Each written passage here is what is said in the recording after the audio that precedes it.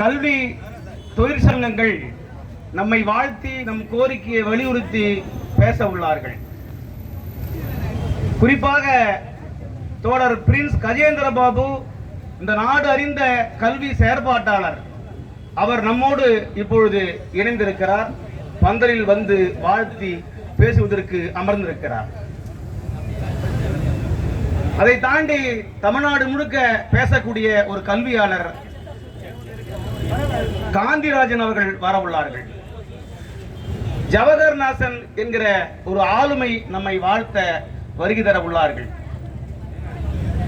இதையும் தாண்டி பல்வேறு அரசியல் இயக்க தலைவர்கள் வர உள்ளார்கள். அவர்களையெல்லாம் நாம் வரவேற்கும் விதமாக இந்த வரவேற்புரை நிகழ்த்தி கொண்டிருக்கிறேன்.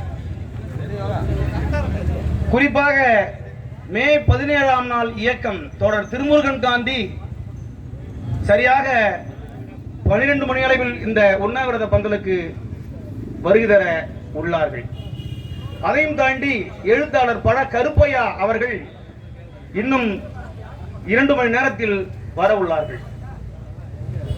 அதை தாண்டி நிறைய அரசியல் இயக்கங்கள், மாணவர் முற்போக்கு இயக்கங்கள், இடதுசாரி இயக்கங்கள், இன்னும் பல்வேறு ஜனநாயக சக்திகள் நம் கோரிக்கையை வலியுறுத்தி நாம் நடத்தி கொண்டிருக்கிற இந்த உண்ணாநிலை அறப்போராட்டத்தை வாழ்த்துவதற்காக வருகை தர உள்ளார்கள்.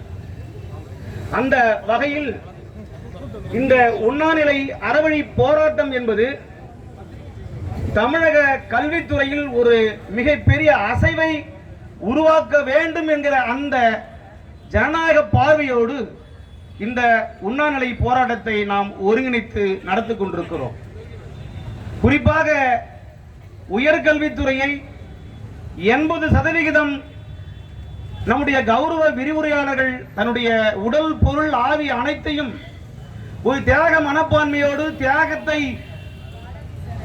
வெளிப்படுத்தக்கூடிய உழைப்பை இன்றைக்கு தமிழக அரசு கலைக்கல்லூரிகளில் நாம் ஆற்றிக் கொண்டிருக்கிறோம்.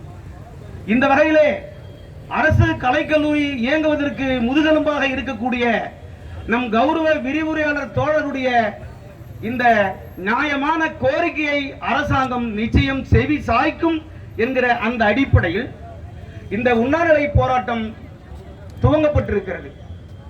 குறிப்பாக இந்தியாவில் இருக்கக்கூடிய உயர்கல்வி நிறுவனங்களில் தமிழகத்தை தாண்டி இந்த மாணவர் சேர்க்கை அவ்வளவாக இல்லை. தமிழகத்தில் மட்டும்தான் உயர்கல்வித்துறையில் மாணவர் சேர்க்கை விகிதம் மற்ற மாநிலங்களை ஒப்பீட்டளவில் நாம் பார்க்கிற பொழுது தமிழகத்தில் 85%-இருந்து 97% உயர்ந்திருக்கிறது. பல்கலைக்கழக மானிய குழு விதித்திருக்கிற அந்த அடிப்படை நெறிகளை எல்லாம் மற்ற மாநிலங்கள் பின்பற்றி வருகிற சூழலில் தமிழக அரசு நம்முடைய கோரிக்கையை பல்வேறு காலகட்டங்களில் பல்வேறு இயக்கத்தின் வழியாக, ஊடகத்தின் வழியாக, செயற்பாட்டாளர்களுடைய பேட்டியின் வழியாக, சமூக ஊடகங்களின் வழியாக நாம் தெரிவித்திருக்கிறோம். ஆகையினால் அரசின் கவனத்தை ஈர்ப்பதற்காக ஒரு அறவழியில், காந்திய வழியில் நம்முடைய போராட்டத்தை துவங்கி இருக்கிறோம். இது ஒரு முதல் கட்ட நகர்வாகத்தான் நாம் இதை தொடங்கி இருக்கிறோம்.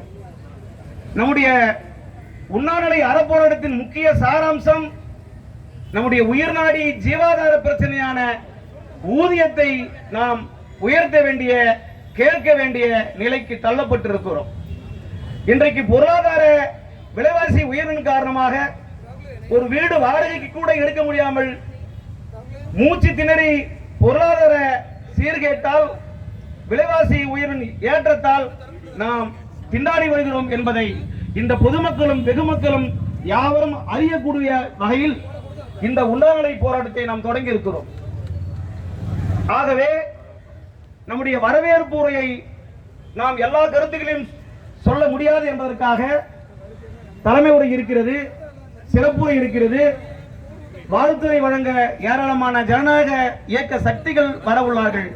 எனவே அரசின் கவனத்தை ஈர்ப்பதற்காக இந்த மாபெரும் ஒரு நாள் அடையாள உண்ணாநிலை அறவழி போராட்டத்தை நாம் தொடர்ந்து இருக்கிறோம். தமிழகம் முழுக்க இருந்து வந்திருக்கக்கூடிய சகோதர சகோதரிகளை இருகரம் கூப்பி உங்களை வரவேற்பதில் மற்றற்ற மகிழ்ச்சி கொள்கிறேன். ஒருங்கிணைப்பு குழுவின் சார்பாக உங்களுக்கு நன்றியை காணிக்கையாக்குகிறோம். நன்றி, வணக்கம்.